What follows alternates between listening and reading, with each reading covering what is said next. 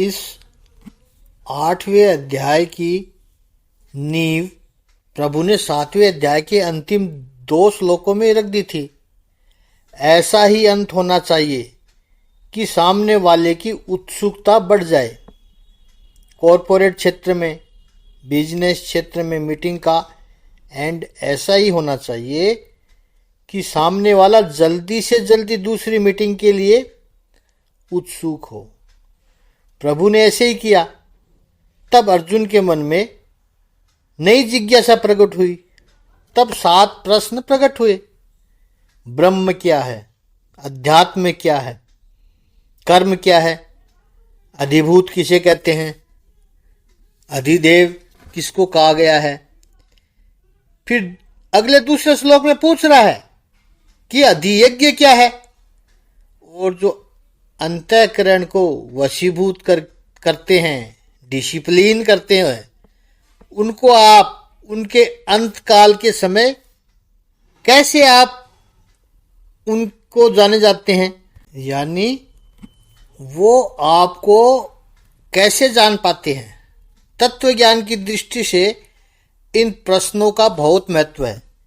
ये सारे शब्द तत्व ज्ञान की व्याख्या करते हैं। एक तरह से ये तात्विक प्रश्न अर्जुन के अंतिम प्रश्न है। उसके बाद उसने प्रश्नों के भाव बदल दिए हैं कि मैं आपको कैसे जानूं। बड़ी विनम्रता से प्रश्न पूछता है कि क्या मैं आपको देख सकता हूं? कहने का आशय उसके बाद अर्जुन की भाषा ही बदल गई।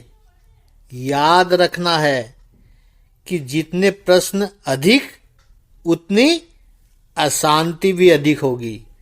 सभी प्रश्नों का उत्तर तो एक ही है।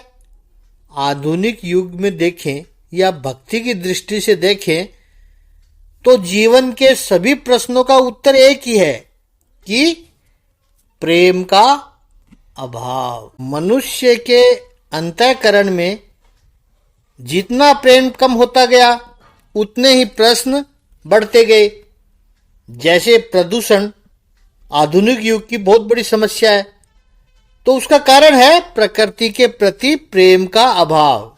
बाकी समस्या का कारण है मानव का दूसरे मानव से प्रेम का अभाव। तो आज के युग की सबसे बड़ी आवश्यकता है प्रेम। जीवन से प्रेम करे, प्रकृति से प्रेम करे, परमात्मा से प्रेम करे। शंकराचार्य जी कहते हैं कि मृत्यु के बाद पुनरावृत्ति सहित, यानी शरीर छोड़कर गए फिर वापस किसी और शरीर में आना है, वो एक यात्रा है। और शरीर छोड़कर गए फिर किसी दूसरे शरीर में आना ही नहीं है। मोक्ष हो गई, मुक्ति हो गई, परमात्मा से एक रूप हो जाना। ये दोनों प्रकार की जो गति है उसका बोध कराने के लिए, और चाहे फिर वो कर्म मार्गी हो चाहे वो उपासक हो, उसके गंतव्य मार्ग को प्रदर्शित करने के लिए इस 8वें अध्याय का आरंभ हो रहा है। अर्जुन ने भगवान को संबोधन किया है पुरुषोत्तम। पुरुषोत्तम शब्द बहुत महत्वपूर्ण है। 15वें अध्याय का तो नाम ही पुरुषोत्तम योग है। जो उत्तम पुरुष है, संस्कृत व्याकरण में 3 पुरुष बताए गए हैं। जो सन्मुख नहीं है, जिसका संबोधन नहीं किया गया है, लेकिन जिसके बारे में बात हो रही है, उसको संस्कृत में तृतीय पुरुष कहते हैं और अंग्रेजी ग्रामर में कहते हैं थर्ड पर्सन। दूसरा जिसको संबोधन किया जा रहा है, जिससे बात हो रही है, वो द्वितीय पुरुष, और संस्कृत व्याकरण में उसे मध्यम पुरुष कहते हैं और इंग्लिश में सेकंड पर्सन। और जो बोल रहा है वक्ता, स्वयं को उत्तम पुरुष कहते हैं, अंग्रेजी में फर्स्ट पर्सन कहते हैं। लेकिन अर्जुन भगवान श्री कृष्ण को अपने से श्रेष्ठ मानता है, अपने से बिल्कुल भी अलग नहीं मानता है। वैसे देखा जाए तो अर्जुन प्रश्न पूछ रहा है तो वो उत्तम पुरुष है, और भगवान प्रश्न सुन रहे हैं तो वो मध्यम पुरुष है। लेकिन अर्जुन भगवान को अपने से अलग नहीं मानता है, इसलिए अर्जुन संबोधन कर रहा है पुरुषोत्तम है। आगे का चिंतन कल करेंगे।